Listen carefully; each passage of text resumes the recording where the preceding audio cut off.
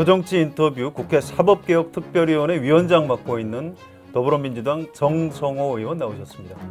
정성호 의원님 안녕하세요. 네, 안녕하세요. 네, 이렇게 출연해 주셔서 참 감사합니다. 불러주셔서 감사합니다. 네. 예, 먼저 이승정 기자가 정성호 의원 어떤 정치인이신지 압축해서 간략하게 좀 소개를 해주시기 바랍니다. 네, 1980년 사법시험에 합격하셨습니다. 87년 사법연수원 시절 6월 항쟁이 벌어졌고요. 그때 이제 몰래 가두시도 나갔다는 경험이 있으신데요. 지금 그 사법연수원 동기로는 이재명 성남시장 그리고 문무일 검찰총장이 있는 것으로 유명합니다. 판검사 임용을 안 받으시고 의정부로 내려가셔서 변호사 생활을 시작하셨어요. 그래서 무료 법률 상담이나 지역 시민활동, 그 다음에 민변 활동을 하면서 경력을 쌓아오셨고, 이러한 활동을 바탕으로 민주당에서는 사실 불모지나 마찬가지죠. 좀 보수적인 성향의 도시인데 경기도 양주에서 17대, 19대, 20대 국회의원을 역임하셨습니다. 하고 지금 계십니다. 또. 네, 그리고 지금 사개특위 위원장을 맡고 계시고요. 평소 타협이나 설득, 의회주의자라는 평가를 많이 받으시고 의정활동을 지금 하고 계십니다. 예, 삼선 국회의원이시고요. 네. 사법개혁특별위원회 줄여서 이제 사개특위. 네.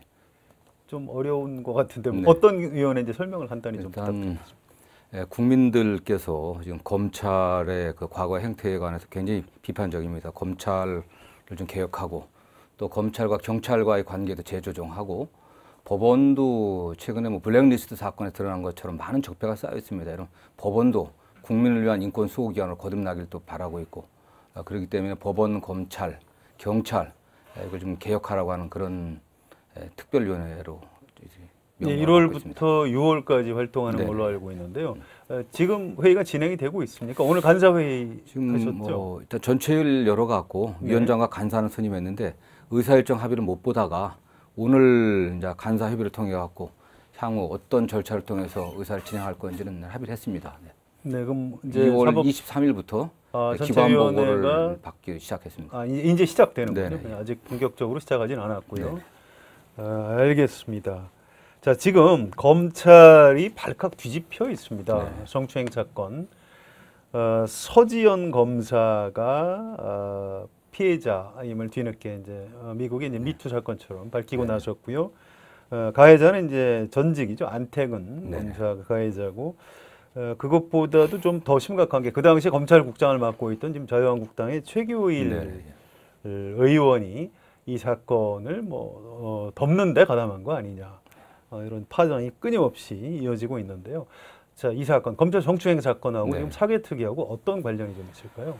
일단 뭐 국가 최고 수사기관이라고 하는 검찰의 그야말로 민낯, 그 적폐를 적나라하게 드러낸 사건이라고 보고 있습니다. 그렇죠. 검찰이 갖고 있는 제19 감싸기, 가부장적 조직 문화, 그다음에 인사권을 남용한 어떤 조직원들 통제, 이래 갖고 검찰을 뭐 국가인권기구라고 말할 수 있겠습니까? 반드시 공수처라든가 또는 검찰, 경찰의 권한 조정을 통해 갖고 검찰을 개혁해야 될 필요성이 엄청나게 커졌고 국민들도 더 크게 공감하리라 보고 있습니다. 네, 당위성이 더 높아졌다. 네, 그렇죠. 이런 말씀이시고요.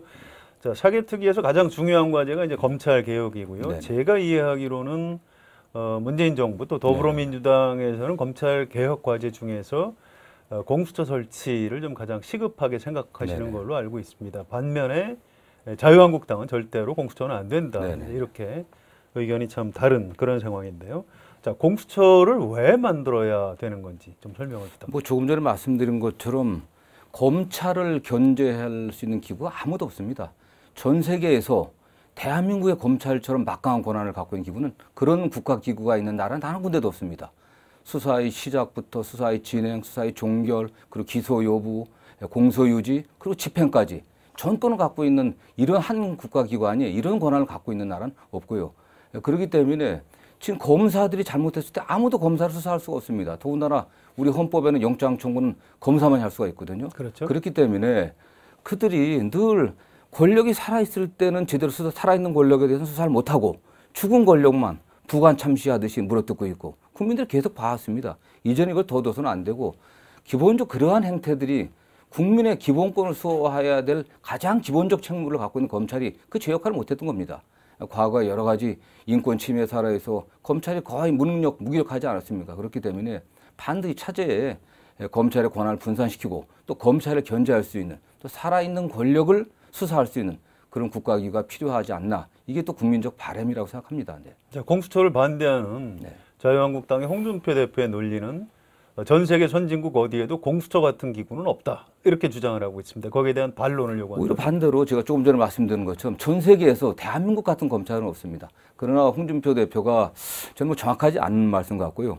공수처 유사한 기구들 많이 있습니다. 뭐 호주의 반부패위원회라든가, 네. 뭐 홍콩의 염정공사라든가, 또 싱가포르의 뭐 탐관오리라 탐오 그 조사국 같은 경우, 그 다음에 영국 같은 경우도 중대비리수사처가 따로 있거든요. 중대비리수사처 같은 경우는 기소권과 수사권을 같이 갖고 있습니다. 이런 검찰과 별도로 이런 조직들이 있던 나라가 국제 그 청렴성 기구 조사에 의하면 되게 청렴도가 높습니다. 그리고 지금 어떻든 그 자유한국당에서 반대하는 그 논거 그리고 뭐 검경 수사권 조정만 하면은 된다고 말씀하지만 네. 그거 갖고서는 검찰이 그 고질적인 문제를 갖다가 그다음에 살아있는 권력을 견제하고 수사하는 그런 기는 기대할 수가 없거든요. 알겠습니다. 자, 일단 공수처 설치의 당위성은 강조를 해주셨고요. 네. 또 이른바 검찰, 경찰, 검경 수사권 조정에 네네. 대해서는 어떤 보관을 가지고 계십니까? 기본적으로 지금 우리 형사소송법에 의하면은 검찰이 수사의 그 주재자입니다. 그렇죠. 그래서 지금 최근에 그 몇 년 전 됐죠. 형사소송법 개정을 통해 갖고 경찰이 수사 개시를 할 수 있지만 계속 수사 진행하는 과정에 있어도 수사 지휘를 받아야 되고 수사를 종결할 수 있는 거는 최종적으로 검찰밖에 없습니다. 그렇기 때문에 검찰만 독점적으로 갖고 있는 수사를 경찰에 어느 정도 넘겨주자. 이게 검경 수사권 조정의 문제인데 그 어느 정도 넘겨줘야 하는 게 적당하느냐는 많은 논의가 있겠지만은 지금 정부의 기본적인 입장은 네. 1차적인 수사권을 경찰에 넘겨주고 2차적인 수사권을 검찰에 주고 그리고 일부 뭐 고위공직자의 뭐 경제범죄라든가 일부 범죄에 관련해서는 검찰이 수사를 할 수 있게 하는 그런 게 논의되고 있는데 굉장히 복잡한 문제가 있습니다. 어느 정도까지 할지는. 과연 현재 단계에서는 더군다나 검사만이 영장 청구가 있기 때문에 이 수사권을 분리하는 문제뿐만 아니라 영장 청구를 통해서 수사를 통제할 수가 있기 때문에 그걸 어느 정도 제한할 수 있는지 법률로 이런 까다로운 문제들이 좀 있습니다. 일각에서는 수사권 자체를 전부 경찰로 주고 네. 검찰은 기소, 공소권만 갖도록 하자 이런 주장까지 있던데 그 주장은 좀 너무 과격한 건가요? 그 이제 미국식 제도를 얘기를 하는데 네. 그렇다고 하더라도 수사 지휘권이 있거든요.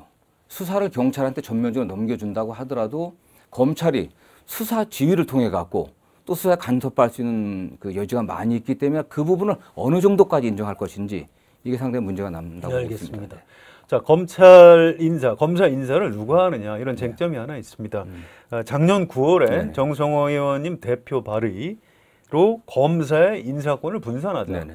지검장하고 지청장의 의견을 반영해서 검사 보직 인사를 하자 이런 법안을 네네. 내셨는데요. 그 법안 네네. 발의 이후에 지금 뭐 좀 진전이 있습니까? 지금 부끄럽게도 저희 법제사법위원회가 거의 뭐 개저부효입니다. 사실 네. 그래갖고 뭐 논의가 거의 안 되고 있고요. 다만 그 법안의 취지는 역시 대통령에 집중된 검찰 인사권을 좀 나누자는 거거든요. 그렇죠. 지금 행정부처에서는 5급 이상 공무원들에 대한 인사권은 대통령한테 있습니다.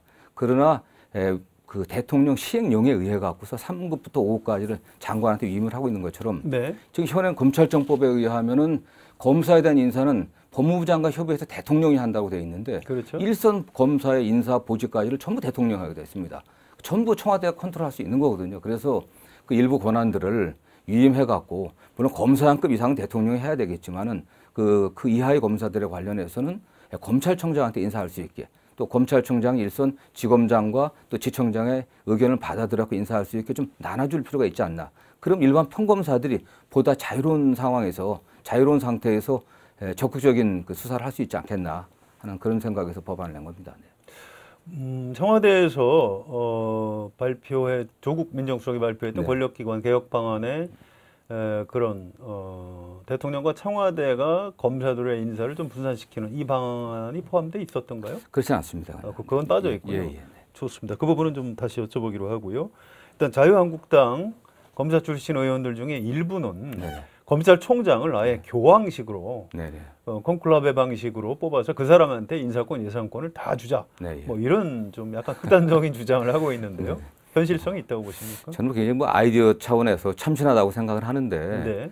그 콘클라베 방식이라는 게 이제 교황 선출하기 위해서 전 세계에 있는 추기경들이 다 모여갖고 되는 거 모아서 선출하는 거 아니겠습니까? 될 네. 때까지 다수표를 얻을 때까지. 그러나 그 현실적으로 어떻게 그게 가능한 건지 그건 불가능하다 보고요. 기본적으로는 검찰권이 행정권의 일부인데 검찰총장은 그런 식으로 어떤 독자적인 선출된 권력의 통제를 받지 않는 그런 집단에서 총장을 선출하고 총장에게 인사 예산을 다 준다? 이거는 민주주의의 그 어떤 권력 분리의 원리라든가 또는 행정권의 행정부 조직 구성 원리라도 저는 받지 않고 실현 가능성이 없죠. 콘클라베 방식으로 한다고 하면 그 구성원들 추기경에 해당하는 사람은 어떤 사람을 할 건지 그 사람은 누가 임명할 건지 그렇지 않겠습니까? 뭐 여러 가지 그런 문제들. 인사 예산을 다 준다고 하는 것은 지금 그런 조직은 없습니다. 네. 어떻게 선출된 권력에 선출되지 않은 권력에게 인사 예산을 다 준다고 하는 것이 민주주의의 그 정부 조직 원리상은 안 맞죠. 그건. 그렇군요. 네.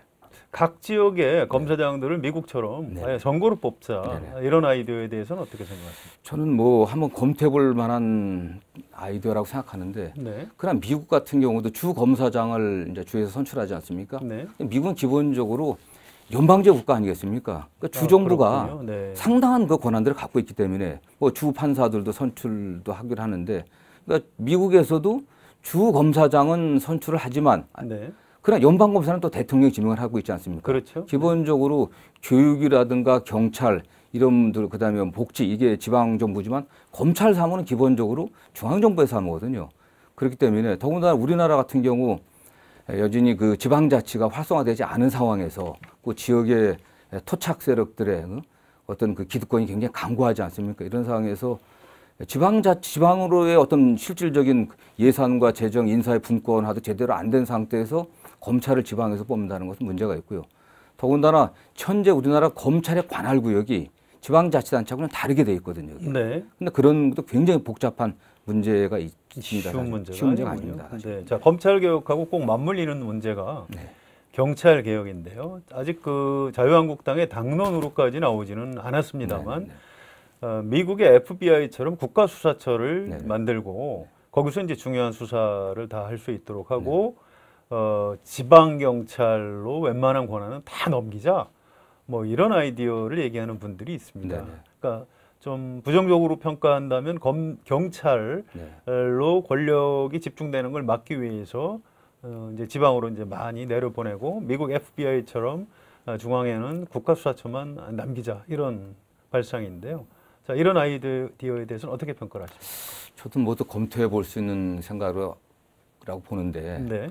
국가경찰은 일단 국가경찰과 그 자치경찰과의 권한 배분 문제, 네. 특히 지금 현재 지금 논의되고 있는 지방자치단체장들은 자치경찰의 이제 수장을 뭐 지방자치단체장이 임명하고 그 자치경찰에게 수사권까지 달라고 하는 겁니다. 네. 그러나 지금 국가경찰로 하게 되면은 그 좀 다르죠 사실요. 수사권은 여전히 국가경찰이 갖고 있고 자치경찰은 교통이라든가 또는 경비라든가 이런 업무만 맡는 거 아니겠습니까? 그렇죠. 그런 내부 문제도 좀 뭐 명확하게 정리가 안 돼 있고 그렇다고 해서 지금 현재 경찰 검찰과의 관계에서 경찰에게 핵심적인 문제는 경찰로 수사권을 넘겨준다고 해서 과연 국민의 기본적 인권이 보호되느냐. 최근에 뭐 화제를 모으고 있는 1987년이라는 영화에서 나온 것처럼 네, 국민의 했었죠. 인권을 예. 탄압한 그런 전례는 경찰이 더 많죠 사실은요. 그렇죠. 지금 경찰 개혁에 관련해 갖고 그런 안들이 나와 있지는 않습니다. 경찰로 수사권을 넘겨줬을 때 경찰이 국민의 그 기본적 인권을 충실하게 반영할 수 있을는지 검찰에서도 그 지점을 계속 주장하고 있는 거죠 사실은. 그렇기 네. 때문에 검찰이 경찰의 수사 과오를 갖다 통제할 수 있어야 된다 하는 주장을 하고 있기 때문에 좀 신중해야 될 측면도 있는 것 같습니다. 그 동시에 경찰에서도 수사권 이양을 요구하려고 하면 경찰 스스로 국민의 기본적 인권을 보호하기 위해서 또 권한 남용, 권력 남용을 방지하기 위한 그런 제도적인 장치를 먼저 내놔야 됩니다. 그걸 하나 내놓고 지금 못하고 있는 게 현재의 상황이거든요. 그렇군요. 예. 알겠습니다. 자, 또 한 가지 국가정보원에서 갖고 있는 대공수사권을 네. 이제 경찰로 넘기는 안에 대해서 자유한국당에서는 절대로 안 된다. 그러면 간첩 못 잡는데 이제 이런 논리를 내세우고 있습니다. 또 현실적으로 자유한국당이 반대하면 이 수사권 넘기기도 사실 쉽지가 않은 문제인데요. 자, 이건 국정원 개혁 문제하고도 아주 긴밀하게 관련이 있는 것 같습니다. 이 부분은 어떻게 해야 될까요? 네, 우리 그 사개특위에서 그 국정원이 갖고 있는 대공수사권 문제를 갖다가 논의할 수 있는 자가 그런지가 좀 명확치가 않습니다. 아, 그런가요? 예, 지금 네. 사개특위 구성 결의안 보면 법원, 검찰, 경찰 이 법조기역 이렇게 돼 있거든요. 아, 예, 네, 예. 국정원은 경찰은 아니군요. 예, 예. 그렇기 때문에 수사권만 문제만 본다고 하면 뭐 그 대상이 될 수 있다고 볼 수 있겠지만 저는 그 야당에서 사개특위의 논의 대상으로 삼지 않을 것 같습니다. 그건 합의가 되지 않으면 어려울 것 같고 다만 뭐 개인적인 견해를 말씀드린다고 하면은 수사기관이 정보기관이 수사권까지 갖고 있어갖고 있었던 여러 가지 폐해가 우리 역사적으로 많은 경험이 있지 않습니까? 최근에 과거에 많은 그 용공 조작들 뭐 이런 것들을 봤을 때 네. 이제는 좀 그걸 넘어서야 될 때가 되지 않겠나 하는 생각은 좀 하고 있습니다. 알겠습니다. 자, 이게 좀 너무 어렵고 딱딱하게 인터뷰가 진행이 되는데요. 잠깐 쉬었다 가겠습니다. 좀 가벼운 네. 정치 현안과 네. 관련해서 이승준 기자가 좀 질문을 드리도록 하겠습니다. 네. 문재인 대통령이 당선되고 이제 8개월 정도 되는데요. 좀 어떻게 평가하세요? 뭐 여당 의원이니까 매우 잘하고 있다 평가해야 되겠죠. 네. 제가 여당 의원이 뭐 잘못하고 있다고 하면은 뭐 혼나지 않겠습니까? 그러나 좀 상당히 잘하고 있는 것 같습니다. 네. 초기에 어쨌든 그 외교 안보적으로도 심각한 문제였던 그 한일 위안부 문제도 전혀 국민적인 합의나 동의 없이 그냥 뭐 밀실에서 막 해버린 거 아니겠습니까? 근데 국민적인 자존심을 엄청나게 손상시켰고, 그다음에 사드 배치도 똑같지 않습니까? 정말 뭐 전혀 국민적인 동의 절차 없이 해갖고 많은 그 외교나 안보상의 많은 문제를 갖다 지금 정부에다 넘겼는데 그래도 그런 위기들을 갖다가 아슬아슬하지만 잘 넘겨가고 있지 않나 하는 생각을 갖고 있고요. 이제는 어떤 그런 바탕 위에서 또 평창 올림픽을 하고 있기 때문에 이걸 계기로 해갖고 남북의 어떤 그 대화 국면들을 잘 이끌어 나가고 또 동시에 어떤 뭐 일부에서는 굉장히 위기를 조장하고 있지만 그 한미 간의 어쨌든 정부 출범 초기에 약간의 있었던 약간 오해라든가 불신을 좀 극복하지 않았나 생각이 듭니다. 양국 지도자 간에도 그렇고 정부 간에도 그 신뢰의 바탕이 돼 있기 때문에 앞으로는 정당이 잘 되지 않겠나 하는 생각을 하고 있습니다. 네. 뭐 그래도 여당 의원으로서 좀 아쉽거나 아니면 이건 좀 더 고쳐야 되지 않나 이런 부분들은 또 없을까요? 역시 그 인수위 없이 출범하면서 준비는 많이 돼 있었지만 대통령께서 2012년도 낙선하고 많은 준비를 해왔지만 역시 정부 구성도 상당히 늦었지 않습니까? 그래서 정부 전체의 정책들을 일관되게 좀 치밀하게 좀 준비하는 데 조금 시간이 부족했던 것 같습니다. 그래서 앞으로 특히 경제 정책 관련해 갖고 최근에 나타난 약간의 혼란들, 정부 뭐 관료들 사이의 혼란들이라든가 또 국민적인 이해가 좀 부족했던 부분들 이런 걸 제대로 이끌어 나갈 수 있는 제대로 된 컨트롤 타워 또 장관들이라든가 청와대와의 어떤 밀접하고 또 특히 당도 같이 가야 됩니다. 우리 당도 좀 적극적으로 나서 갖고 당정청 간에 좀 긴밀한 어떤 또 치밀한 그런 협력 체제가 만들어져야 되지 않나 하는 생각을 하고 있습니다. 네. 그리고 이제 문 대통령 여론조사 지지율이 최근 한 2주 정도 좀 하락세였다가 다시 반등을 하고 있는데요. 좀 여당에서 보기에는 어떤 게 문제였는지 진단을 하시고 앞으로 좀 어떻게 다시 회복세를 보일 것인지 어떻게 좀 보세요? 어쨌든 최근 2030 네, 세대에서 네. 좀 많이 떨어진 것 같은데 2030 세대 특히 뭐 비트코인 문제 같은 데서 정책적인 혼선도 있었지만 결국 2030 세대가 갖고 있는 것은 역시 굉장히 그 극심화된 너무 심화된 이 양극화된 이 정글과 같은 이 사회에서 좀 공정하고 좀 정의롭고 좀 공평한 그런 국가 시스템, 그런 국가 운영을 늘 기대하고 있지 않나 생각을 합니다. 사실은 대통령께서도 뭐 공평한 기회, 공정한 경쟁, 또 정의로운 결과를 이렇게 말씀하셨는데 작은 문제라고 생각하지만은 그 아이스하키 팀 뭐 관련해 갖고 남북 단일팀 구성하는 과정에서 일부 또 좀 부적절한 발언이라든가 또 선수들의 닥쳐는 그 현실적인 문제들 이런 거에 대한 좀 기본 고민들이 좀 적었고 그런 것도 좀 있었던 것 같습니다. 그러나 대통령께서도 그런 문제점들을 바로 또 인식을 하고 또 정부 내부에서의 어떤 긴밀한 어떤 협력이라든가 또 컨트롤 타워의 빨리 어떤 구축들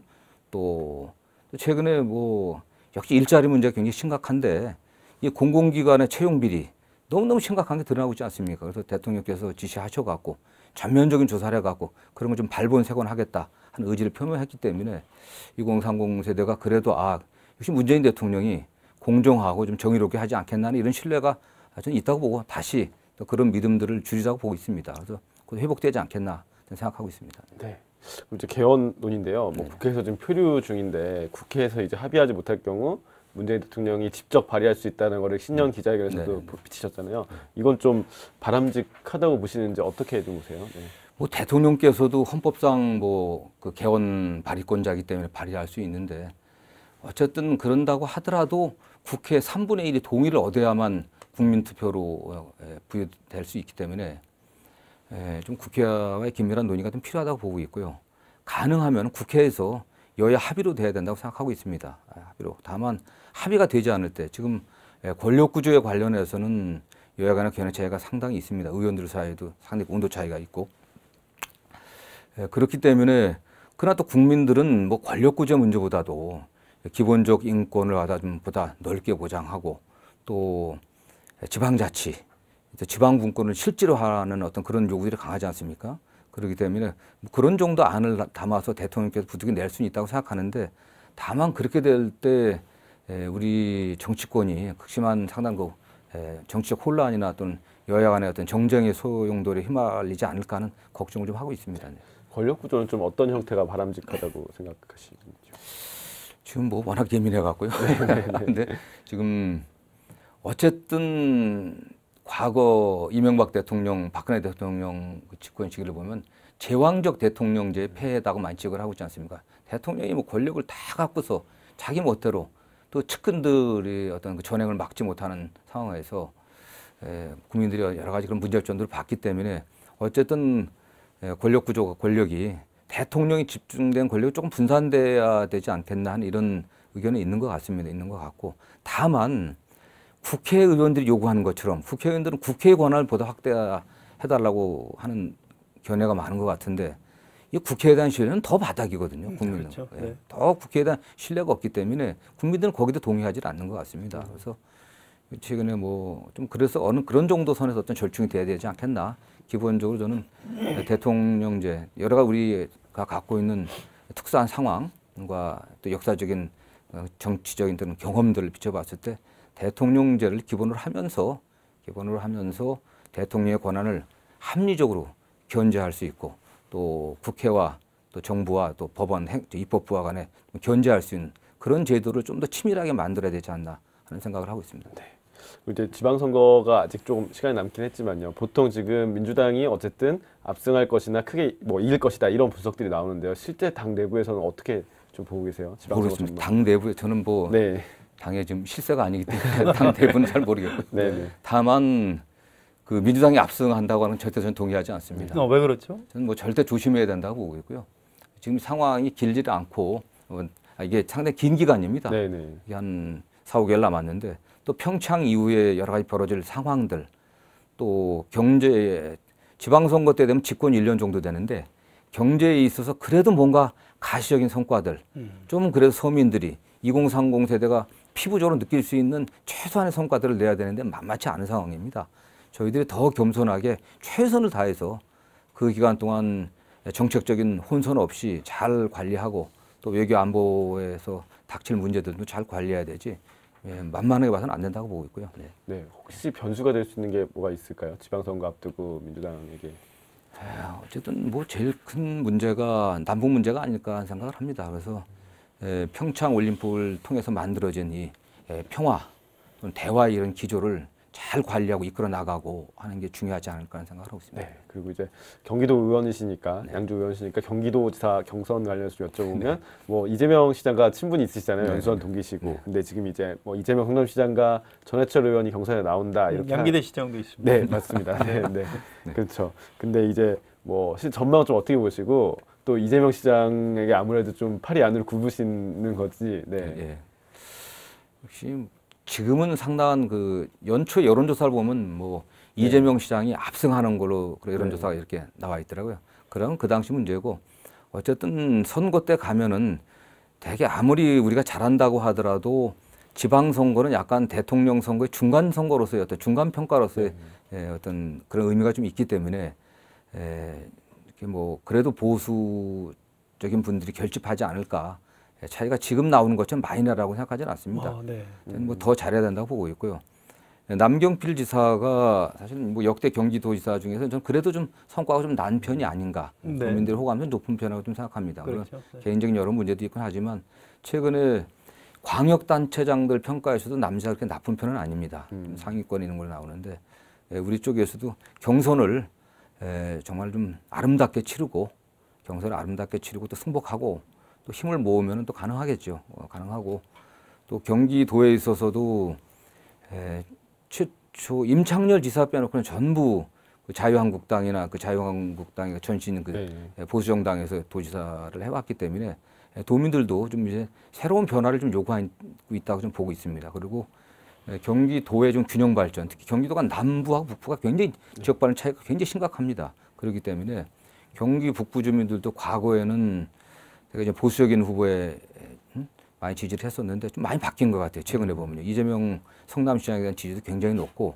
역시 평화가 정착이 돼야 그래야 경기 북부도 이제 접촉 지역도 어떤 경제적으로도 개발될 수 있고 살아날 수 있다. 이런 분위기가 있기 때문에 그래도 우리 민주당이 좀 유리한 분위기가 아닌가 생각을 하고 있습니다. 네, 알겠습니다. 자, 다시 좀 골치 아픈 사개특위하고 이제 검찰 개혁 얘기를 좀 압축해서 몇 가지만 더 여쭤보겠습니다. 뭐 이 얘기하면 사실 좀 답답하기만 한데요. 자, 이번에는 내용에 대한 뭐 분석보다도 자, 그래서 이제 어떻게 할 것인가 이제 이 부분과 관련된 몇 가지 질문입니다.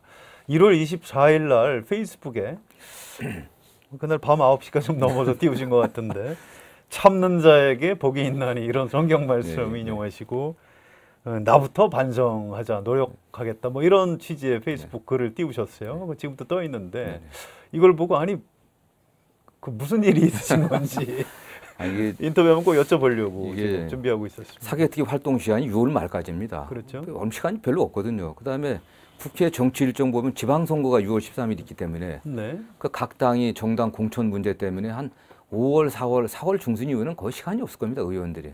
그럼 그 이전에 뭔가 성과를 내야 되는, 아니, 어느 정도 논의가 진척이 돼야 되는데. 그렇죠.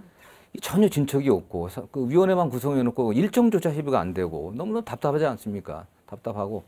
저는 야당에서는 계속 공수처 설치는 안 된다, 이렇게 나오고 하니까, 야당의 주장을 다 들어주겠다고 계속 얘기를 했습니다. 뭐 언론에도 얘기를 했고. 그런데 일정조차를 협의를 안 하고, 일정에다 조건을 달아서, 이거 안 하면 안 된다고 해갖고, 너무너무 답답해갖고, 화가 나서 띄우신 거고. 그랬습니다. 네. 평소에 그런 말씀도 잘 안 하시고 글도 그렇게 안 쓰시는데 사실 깜짝 좀 놀랐습니다. 알겠습니다. 자, 야당에서 서운해하는 것 중에 하나가 조국 민정수석이 권력기관 개혁 방안을 먼저 발표했다. 이게 일종의 가이드라인 아니냐. 이거 사과해라. 막 이런 주장을 했는데요. 사실은 여당 안에서도 청와대가 꼭 그렇게 그 방안을 먼저 발표할 필요가 있었느냐 이런 지적을 하는 분들이 있습니다. 어떻게 생각하십니까? 조국 수석은 어쨌든 정부의 입장을 종합해서 좀 발표할 필요가 있지 않냐. 법무부든 뭐 그다음 경찰이든 검찰이든 자기 입장들 냈는데 그 법무부는 뭐 그 TF도 그렇고 경찰 TF도 그렇고 그다음에 국정원도 나름대로 발표했는데 모아서 그리고 더불어서 대통령의 공약 또는 대통령과 이제 정부 협의한 국정과제를 다 모아갖고 종합해서 발표할 필요가 있지 않겠나. 저는 뭐 인정을 합니다. 다만 그 모든 사안이 입법 사안인데 입법으로 종결되는 문제인데 굳이 할 필요가 있었나 그렇게 따로 그냥 국회에서 잘 해달라고 하는 정도만 했으면 되고 아니면 정 발표를 하려고 했으면 이제 그 뭐 법무부 장관이 뭐 업무 보고 때 한다든지 했으면 됐다고 생각해서 뭐 적절하다고 저는 보지는 않습니다. 그렇군요. 관련해갖고 저는 그래서 야당에서 바로 반발을 해갖고 청와대나 조국 수석이 들으면 좀 서운할지 모르지만 제가 언론에 그랬습니다. 그냥 그 청와대 발표는 한 길을 흘려버리면 된다. 우리가 하면 되는 거 아니냐. 그렇게 입법권은 국회에서 가지고 있으니까. 우리가 하면 되는 거지. 그걸 갖고 왜 신경을 쓰냐. 그리고 그 또 우리 당내 여러 의원 중에서 상당히 강경하다고 소문나 있고 성과도 있다고 하는 우리 박범계 최고도 또 최고위에 가갖고 약간 유감이다 그거는 이런 얘기까지 했습니다. 그렇죠. 그런데도 계속 그 문제를 갖고서 청와대가 국회에 뭐 오다를 내는 거 아니냐 여당에 또는 국회에 무슨 가이드라인 설정한 거냐 얘기하는 것은 적절치 않은 것 같습니다. 그건 우리 스스로 국회의 위상과 권위를 스스로 떨어뜨리는 거죠, 사실요. 자, 자유한국당의 이 검찰 개혁과 관련해서 이제 여러 가지 당직자들의 발언들을 쭉 살펴보면서 이제 제가 기사를 한번 쓴 적이 있습니다. 자유한국당이 이런저런 얘기를 하는데 검찰 개혁 의지가 좀 약한 것 같다. 이유는 그 정당의 검사 출신들 대표들이 많았고 심지어 검찰총장 출신들이 그 정당의 이제 초선 국회의원을 한 경우도 몇 번 있었고요. 그래서 이게 검찰 개혁 의지가 없는 것 아니냐 그랬더니 이제 김성태 원내대표는 펄펄 뛰더라고요. 절대 그렇지 않다. 우리도 검찰 개혁 의지가 있다 이렇게 얘기를 하고요. 또 그 검사 출신이시죠. 곽상도 의원은 이제 저한테 전화를 주셨어요. 그래서 검찰 개혁 제가 검사 출신이라서 검찰 개혁 의지가 없다. 이런 취지로 기사를 쓰셨던데 검찰을 제가 검사 출신이지만 기소권 중심으로 좀 뭔가 개혁을 해야 된다는 생각을 가지고 있다 이런 말씀을 하시더라고요. 그래서 잘하겠습니다. 그럼 다음에 그런 말씀을 하시면 이제 기사를 제가 이제 좀 쓰겠다 이렇게 그런 대화를 나눴는데요. 자, 사개특위위원장으로서 자유한국당의 어떤 검찰개혁 의지라고 할까요? 이런 부분을 총체적으로 어떻게 평가하십니까? 자유한국당에서 검찰개혁 의지가 없다고 하면은 위원장이 제가 그렇게 얘기하면 바로 회의가 진행이 안 됩니다. 그렇죠. 저는 뭐 의지가 있다고 네. 뭐 없어도 있다고 얘기를 해야겠죠, 사실. 예. 그러나 저는 그 홍준표 대표께서 뭐 그 검찰에 대해서 상당히 그 거친 말씀 많이 하셨습니다. 뭐 정권에 뭐 망나니 칼춤을 추고 있다, 권력의 맹견이다, 네. 충견이다 이런 말씀도 하셨는데 그게 그러면서 공수처는 안 되고 검경 수사권 조정은 좀 논의할 수 있다고 했는데 저는 검찰이 갖고 있는 수사권을 경찰에 넘겨주다고 해서 그렇다고 문제가 해결되지 않지 않습니까? 그러면 그 수사권을 넘겨받은 경찰이 과연 살아있는 권력을 제대로 조사할 수 있는 건지 대통령과 친인척 측근들, 청와대 그 참모들 그리고 그 경찰이 검사를 수사할 수 있겠습니까? 못하죠. 못합니다. 네. 그렇기 때문에 수사권과 기소권을 갖고 있는 별도의 기관을 만들어 갖고 그 살아있는 권력을 수사하는 겁니다. 제가 사실은 그 사개특위 구성된 다음에 위원장 선출된 다음에 김성태 대표를 찾아가서 만났습니다. 이 지금 야당이 사는 길은 야당이 사개특위를 주도하는 거다. 다 도와드려야 돼. 야당 주장 다 논의하겠다. 이 공수처가 집권 세력이 갖고 있는 거기에한테 부여된 또 다른 칼이 아니라 이건 야당의 칼이다. 지금 다 검찰이 죽은 권력만 부관 참시하듯이 수사하고 있는데 지금 사실 살아있는 권력을 수사하는 기관이 필요한 거 아니냐. 수사권을 경찰에 준다고 한들 그 경찰이 국민의 인권을 제대로 보호할 것이고 과연 그 고위공직에서 제대로 수사할 수 있는 건지 나는 의심스럽지 않냐 그게. 그걸 담보할 수 있냐. 그런 의미에서 지금 어제 우원식 원내대표도 얘기를 했습니다. 우원식 원내대표도 국회에서 공수처장 추천을 국회에 삽의하겠다. 그건 사실 야당이 주겠다는 소리거든요. 네. 그렇게 해서 그 공수처장이 임명하는 검사들로 합의해갖고 물론 임명권자의 대통령 하겠지만 공수처장하고 협의해갖고 돼야 될 거 아니겠습니까? 공수처 검사들 그렇게 구성해서 그 사람들한테 칼을 쥐어주는 거죠. 그걸 왜 안 하겠다고 하는지 전 도저히 이해가 되질 않습니다. 알겠습니다. 제가 저한테 이런 의심이 조금 있어요. 문재인 대통령 또 청와대 참모들 중에 일부 또 더불어민주당 의원들 중에 일부는 검찰 개혁 안 하려면 관둬라. 지금 검찰 우리가 아주 잘 써먹고 있다. 지금 적폐청산 앞장서고 있고 뭐 이명박 전 대통령까지 막 열심히 수사하고 있지 않느냐. 이런 기류도 사실 조금 읽히는 측면이 있는데요.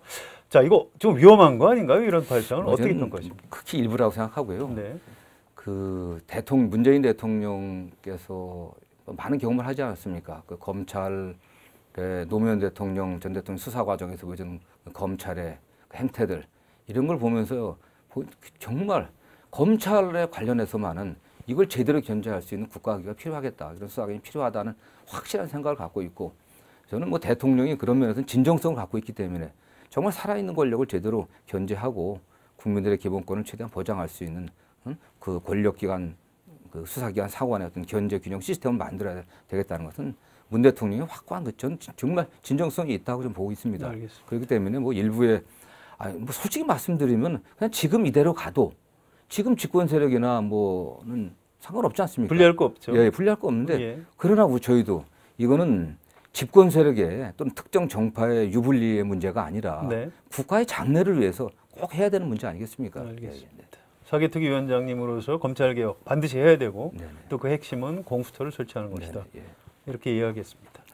자, 시간이 많이 됐는데요. 이승준 기자가 네. 정성호 의원님 개인적인 질문 몇 질문 가지만 좀 네. 드리고 마무리하겠습니다. 네. 뭐 정 의원님 유명한 것 중에 하나가 서울대 법대 시절에 역도부 주장을 하셨잖아요. 네. 그래서 지금까지도 몸이 탄탄하다고 알려져 있는데 지금 운동을 계속 하고 계신가요? 그다음 운동은 뭐 늘 조금씩 합니다. 네. 근데 뭐 역도부장한 건 30년 전의 일이라서 저는 뭐 공부를 열심히 한 학생이지 그 역도는 그냥 취미 생활을 했었거든요. 근데 지금 국회의원회 간 체력 단련실에서 그래도 웨이트를 조금이라도 하는 몇몇 안 되는 의원 중에 한 사람이죠. 네. 네. 거의 매일 하시는 국회 오면 합니다. 국회 오시면 네. 네. 네. 뭐 저기 추천할 만한 운동이 있을까요? 이 보시는 분들이 저기 나이가 좀 드셔도 운동할 수 있는 뭐 이런 것들. 네. 예, 과거에 우리나라 이제 전문가들이 유산소 운동이 중요하다고 그랬는데요. 네. 최근에 많은 연구 결과를 보면은 근력 운동이 네. 치매까지도 영향을 미친다고 합니다. 근력 운동이 유산소 운동 그 이상으로 중요하다고 하기 때문에 나이 드시면은 근육은 운동하면 많이 유지될 수 있거든요. 네. 그래서 다리 운동 앉았다 일어났다만 하면 됩니다. 스쿼트, 그다음에 등 운동 같은 경우 이렇게 조금씩 해주면 그리고 푸시업 네. 조금씩만 해주면 장수할 수 있고 치매 안 걸릴 수 있습니다. 근력 운동이 중요하다. 네, 예, 자동차 좀- 인터뷰가 생활 정보랑 건강 정보까지 정하게 되는 일이 많네요. 네. 그리고 이제 변호사를 하시다가 국회의원을 하셨는데 지금 이제 정치인이시죠. 근데 좀 차이가 있을까요? 체질에 정치인 체질에 잘 맞으시는 건지. 저는 사법연수원 나오면서 그 제가 변호사 할 때 그 국회의원 초선 때까지도 구호였습니다. 정의가 강물처럼 흐르는 사회를 위하여 이렇게 성경 말씀입니다. 네. 그렇게 했었는데 변호사로서는 한계가 있더라고요.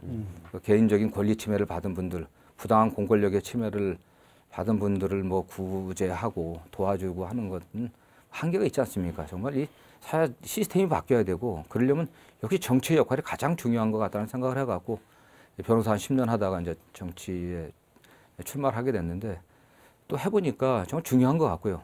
다만 뭐 국회가 제 역할을 못 해갖고 늘 참 안타깝고 답답합니다, 사실. 네. 항상 페이스북에 보면 국회가 제 역할 못하거나 일을 안 하는 데 있다고 자성의 글을 자주 올리시더라고요. 제가 보니까. 네.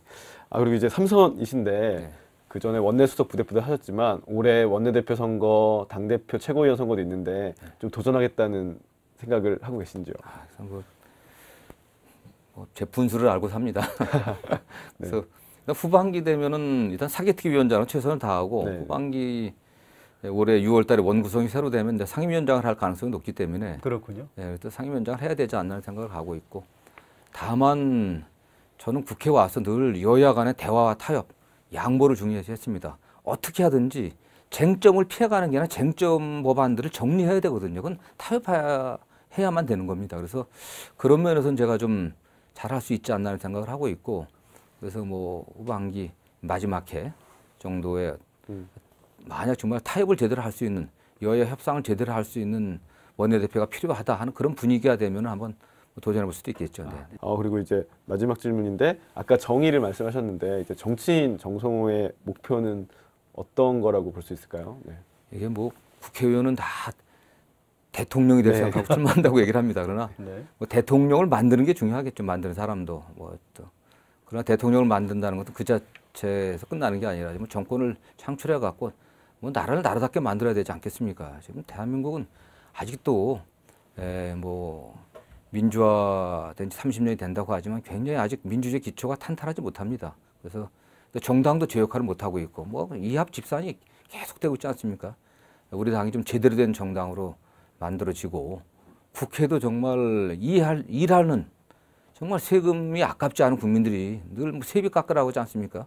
그 밥값하는 그런 국회, 일하는 국회를 만드는데 제가 좀 역할을 뭔가 해야 되지 않겠나 하는 그런 고민을 늘 하고 있습니다. 네. 알겠습니다. 인터뷰에서 이렇게 비교적 진솔하게 여러 가지 말씀 자세하게 해주셔서 감사하고요. 간략하게 저희 시청자들한테 마무리 인사해 주시면 마치도록 그렇게 하겠습니다.